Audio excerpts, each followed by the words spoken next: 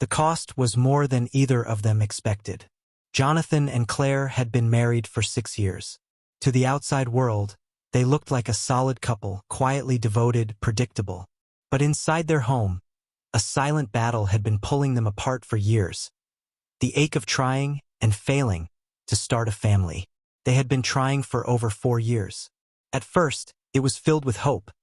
Tracking cycles, adjusting diets, and sharing dreams about baby names and nursery colors.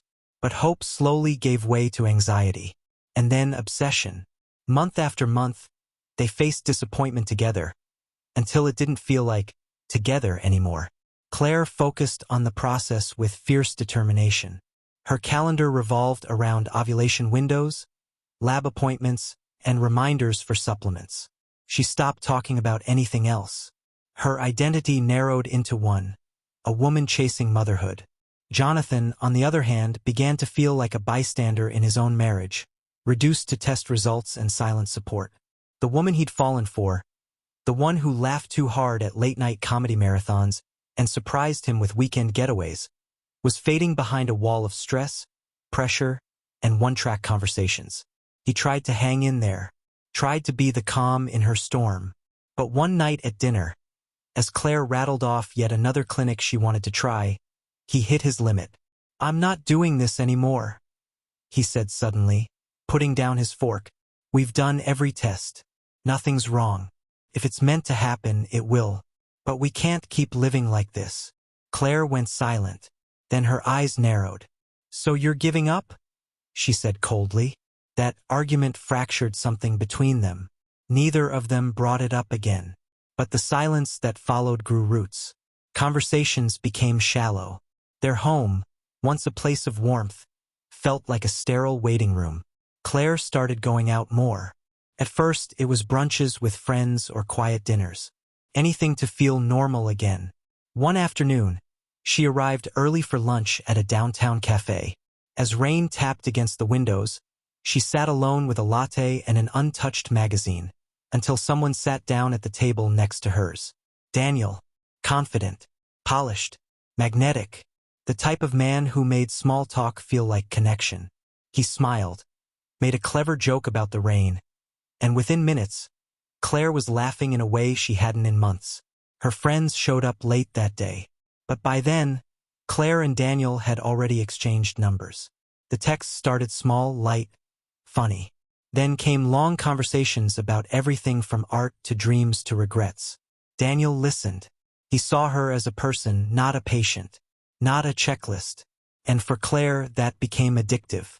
She told herself it wasn't an affair. Not yet. But within weeks, it crossed a line. Jonathan didn't know. Not for a while. And by the time he realized how far they drifted, Claire was already emotionally tangled in something she couldn't easily unwind. Still, Jonathan tried. One night, breaking the silence, he reached out. "I don't want to lose us," he said gently. "Let's stop the appointments. Let's take a trip. Just you and me. Reset." Claire blinked. He was trying. Her heart cracked open just a little. "Okay," she said. "Yes, let's do that." In the days that followed, things got lighter. Jonathan became more present, more thoughtful. Like the man she first fell in love with. Morning coffee, soft touches, laughter she'd missed. They planned a beach trip. Claire smiled more. She stopped responding to Daniel's messages. But she knew she had to end it, really end it. So she agreed to meet him one last time somewhere public. Not the dim hotel bar he preferred, but a busy coffee shop. "I can't do this anymore," she told him. "I made a mistake. I love my husband." Daniel looked stunned. "You said you were leaving him." "I thought I was," Claire admitted. "But I'm not. Things are different now." His expression hardened. "So I was just a placeholder. I didn't mean to hurt you." He didn't yell, just stood, smiled coldly and said, "Enjoy your vacation. I hope it was worth it." She left feeling shaken but relieved. She blocked his number and deleted every message. The beach trip was perfect. Sunset walks, slow mornings, whispered jokes under soft sheets. Felt like healing, like a beginning. Then, 2 weeks after they got home, Claire felt off, dizzy, lightheaded. She took a test at work, hands trembling. Positive.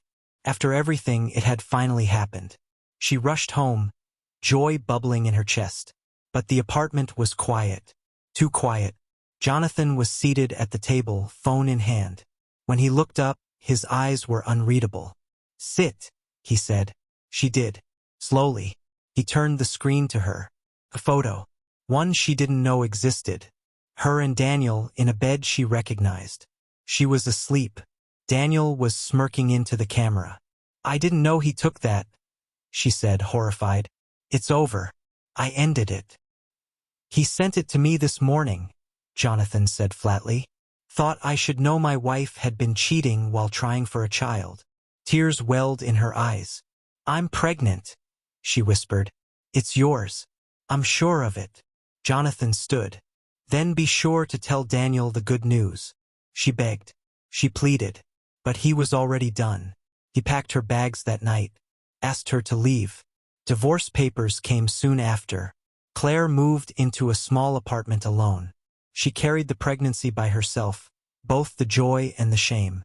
Jonathan never answered another call, never responded to her letters. Maybe one day, a test would confirm the baby was his. But some damage can't be reversed. Because in a moment where love demanded truth and tenderness, Claire chose secrecy. And secrets, no matter how carefully buried, always find their way to the surface.